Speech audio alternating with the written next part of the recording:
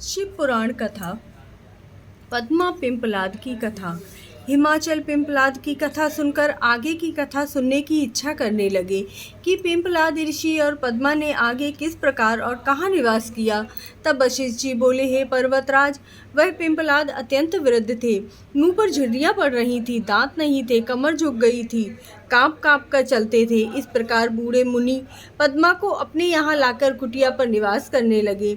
एक दिन वह पद्मा स्वर्णदा नदी पर स्नान करने को गई। वहां धर्मराज राजकुमार का सुंदर रूप धारण करके उनकी परीक्षा लेने आए और उससे बोले, हे सुंदरी, तुम तो राजधानी में महारानी बनने योग्य हो, इस बूढ़े पिंपलाद के योग्य नहीं हो। यह बूढ़ा कब तक जिएगा, यह तो मौत के घाट पर बैठा है।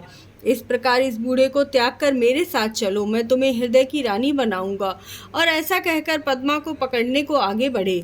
तब तो पद्मा क्रोध में भर उठी और बोली, अरे ओ पापी राजा, दूर हट, तू कामांध है, मैं पतिव्रता हूँ, पत्नी को त्याग कर तेरे साथ कैसे जाऊँ? मूर्ख, तू मुझे बुरी दृष्टि से देखेगा तो नष्ट हो जाएगा।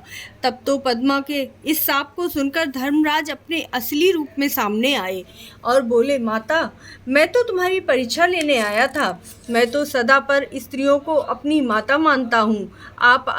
आपने मुझे शाप दे डाला, अब क्या होगा? इस पर पद्मा ने कहा, हे धर्मराज, आपने ऐसा क्यों किया? मेरा शाप झूठा नहीं हो सकता, क्योंकि पतिव्रता स्त्री का शाप कभी झूठा नहीं हो सकता, चाहे आकाश, वायु, तारे आदि नष्ट हो जाएं। अस्तु धर्म, तुम 4 पद वाले होगे। सतयुग में 4, त्रेता में 3 तथा द्वापर में 2 पाद होंगे। सतयुग में तुम्हारा एक भी पाद नहीं होगा, फिर सतयुग आने पर 4 पाद हो जाएंगे। इस पर धर्मराज प्रसन्न हुए और पद्मा से बोले, हे पतिव्रता पद्मा, तुम धन्य हो, तुम अपने पति के चरणों में सदा प्रेम करो, तुम्हारे पति जवानी को प्राप्त होगा, उनकी जवानी स्थिर रहेगी तथा वे मार्कंडेय ऋषि के समान दीर्घायु वाले होंगे, पति से 10 पुत्रों की प्राप्ति होगी। इस प्रकार कहकर धर्म चले गए। अपने घर आकर पद्मा ने पति को सुंदर तथा जवान पाया और बहुत समय तक सुख भोग कर 10 पुत्र प्राप्त किए। सप्त ऋषियों का शिव के पास आगमन। इस कथा को सुनकर हिमाचल ने ऋषियों से कहा, हे ऋषिगणों, अब मेरे मन का संशय मिट गया है। मेरा धन संपत्ति, स्त्री, पुत्र, कन्या सब कुछ शिव के लिए अर्पण है।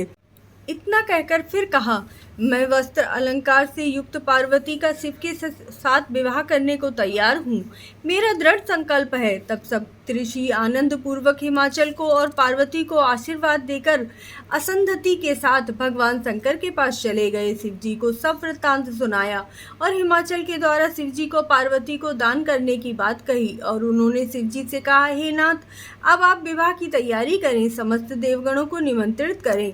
हिमाचल का लग्न पत्रिका भेजना। इसके बाद हिमाचल ने अपने संबंधियों को बुलाकर गर्ग जी द्वारा लग्न पत्रिका लिखवाई और उसे भगवान शंकर के पास भिजवाया। शिवजी ने लग्न पत्रिका पुरोहित का यथावत आदर सत्कार किया।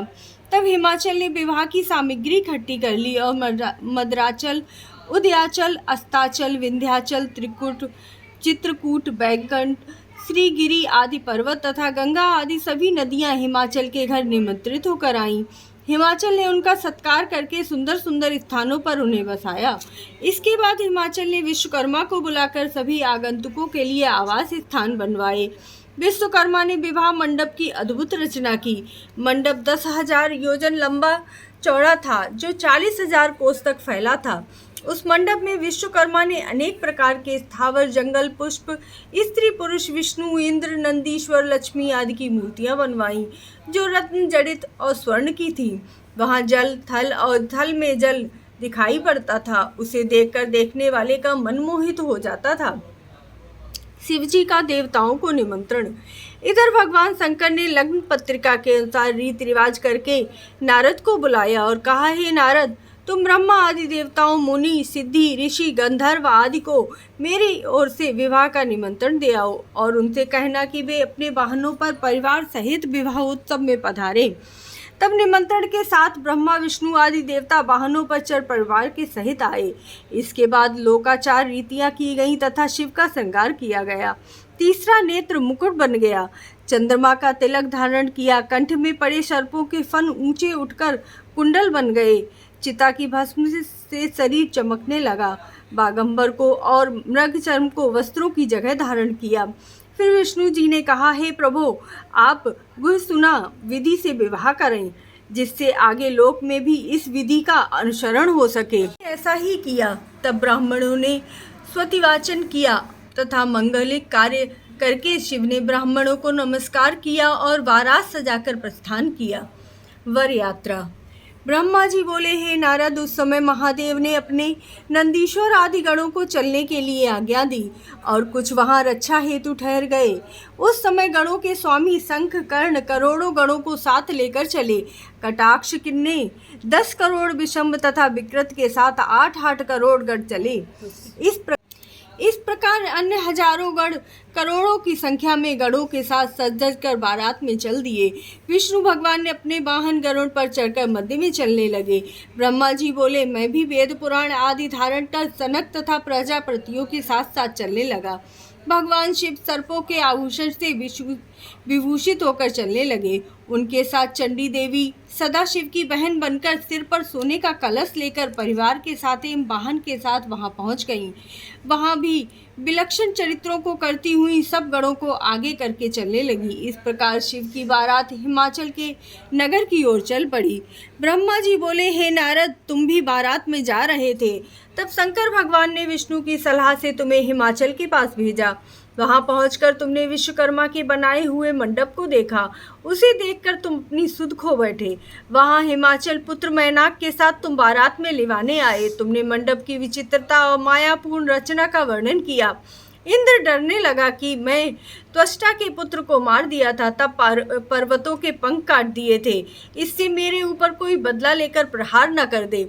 इस पर विष्णु भगवान ने कहा, हमारे नाथ शंकर जी साथ हैं, अतः हमें हिमाचल की माया का कोई डर नहीं है। तब हिमाचल के पुत्रों को आगे करके सभी देवता भगवान के साथ हिमाचल के पुर में पहुंचे।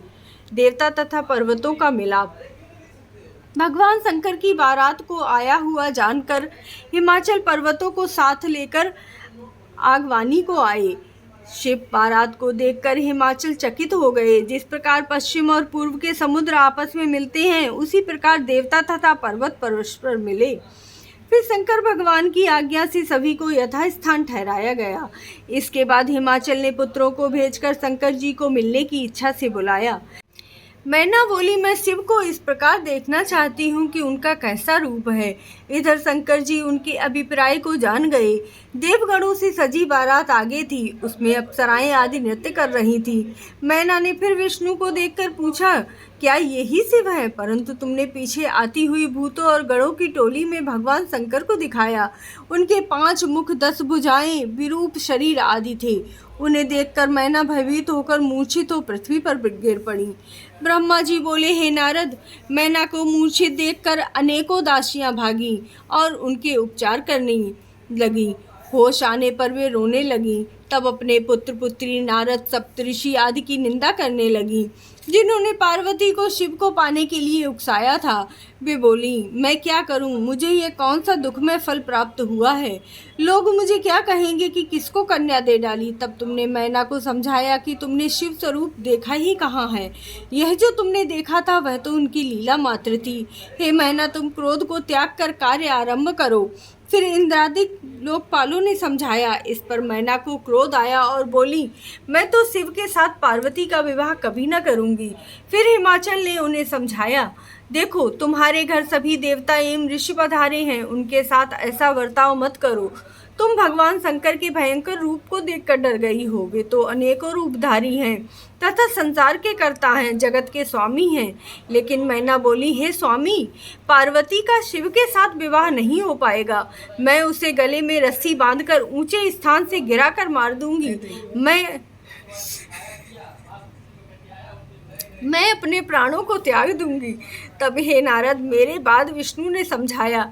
विष्णु के द्वारा समझाने पर मैना कुछ स्वस्थ हुई और बोली, हे विष्णु जी, मैं शिव के साथ अपनी कन्या का विवाह तभी करूंगी जब वे अपना असली रूप धारण करके आवेगी। शिव का सुंदर स्वरूप दर्शन। ब्रह्मा बोले, हे नारद, तब मैंने तुम्हें तथा विष्णु जी को शिव जी के पास भेजा। शंकर जी की स्तुति भांति भांति से करने पर उन्होंने अपना सुंदर और अद्भुत रूप धारण किया। तब नारद जी, तुमने मैना से कहा, देखो, भगवान शिव का असली रूप देखो, वे तुम्हारे घर में ही आए हैं। तब मैना ने देखा कि शिव रूप का स्वरूप तो बड़ा ही आनंदमयी है। वे करोड़ों सूर्य के समान प्रकाशवान हैं, भड़कीले वस्त्र तथा रत्न जड़ित आभूषण धारण किए हैं, मंद मंद मुस्कुरान है तथा चंचल कमल से नेत्र हैं, श्वेत शरीर वाले प्रसन्न चित्त हैं और नंदी पर सवार हैं। चंद्रमा मस्तक पर शोभायमान है, विष्णु आदि सेवा कर रहे हैं, सूर्य सिर पर छत्र धारण किए हैं और गंगा यमुना चंवर डुला रहे हैं। विश्वावसु और अप्सराएं शिव के आगे नृत्य कर रही हैं। शिव का यह अद्भुत रूप देखकर मैना अति प्रसन्न हुई और हे पुत्री पार्वती, तुम धन्य हो, तुम्हारा तप धन्य है, इस प्रकार कहने लगी। हे शंकर भगवान, मेरे अपराध को क्षमा करना, मैंने आपकी भरी निंदा की। सभी पूर्ववासी नारियों ने आकर उनका दर्शन किया, अक्षत और चंदन से पूजा की। वे सभी अपने घरों के कामों को अधूरा छोड़कर शिव दर्शन को आईं। तब पार्वती के भाग्य को सराहने लगी कि वे साक्षात भगवान शिव की पत्नी बन रही हैं। सभी ने शिव जी का पूजन करके पुष्पों की वर्षा की। वर आगमन वर्णन। इसके बाद भगवान शंकर जी हिमाचल के घर के निकट पहुँचे। तब मैना झटपट घर में पहुंचकर आरती सजाती हुई स्त्रियों के साथ द्वार पर मिलने आई। उस समय भगवान शंकर पहुंच गए। उनकी शोभा करोड़ों कामदेव के समान थी। सुंदर श्वेत वर्ण, त्रिनेत्रधारी, सुगंधित मालती पुष्पों की माला धरे, रत्न जड़ित मुकुट, बाजूबंद, मणिजड़ित कड़े आदि रत्न जड़ित स्वर्ण के आभूषण पहने, नाना प्रकार के विचित्र चमकीले वस्त्र धारण किए, चंदन अगर कस्तूरी से सुगंधित, तरुण स्वरूपधारी, मंद मुस्कान करते हुए सर्वांग सुंदर भगवान शंकर के इस प्रकार मैना को दर्शन हुए। तब उनकी प्रसन्नता का कोई ठिकाना ही न रहा। मैना ने बड़े प्रेम से उनकी आरती उतारी। उसके बाद जगत माता पार्वती सुंदर श्रृंगार से युक्त कुल देवताओं को पूजने के लिए निकली।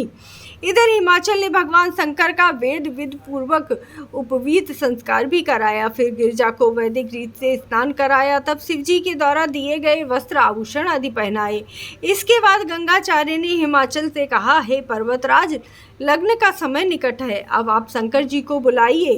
तब ब्राह्मणों ने जाकर भगवान शंकर, विष्णु आदि देवताओं से कहा कि कृपा कर कन्यादान आदि के लिए पधारें। तब सभी देवताओं के साथ भगवान शंकर बैल पर सवार हो हिमाचल के घर पधारे।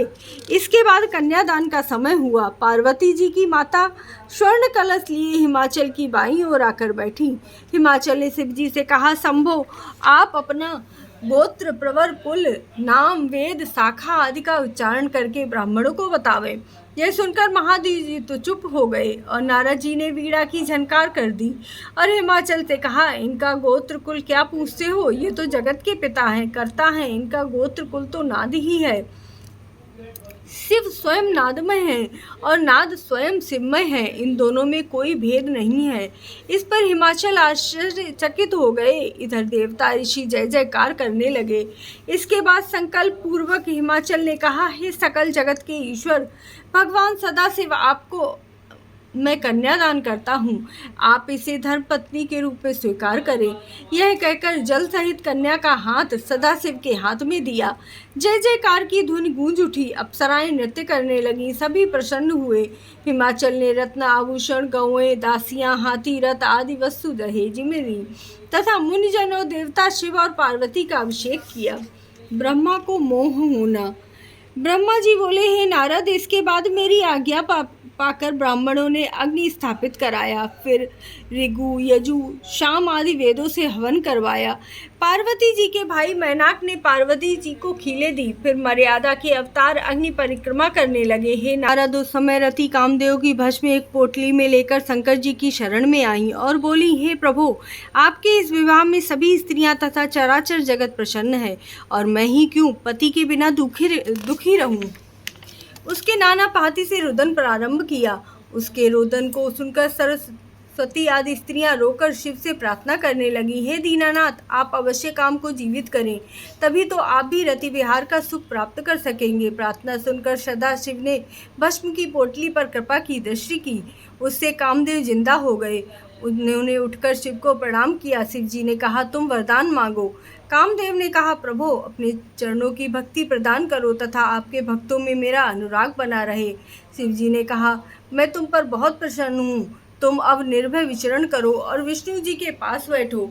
हिमाचल के प्रेम और आदर सत्कार से भगवान शिव अत्यंत प्रसन्न हुए और बोले, हे हिमाचल, तुम धन्य हो, तुम धर्म मूर्ति हो, तुम्हारे सिवा त्रिलोकी में कोई नहीं है। तुम्हारे पास रहते बहुत दिन हो गए, परंतु हिमाचल ने उन्हें 2 दिन के लिए रोक लिया।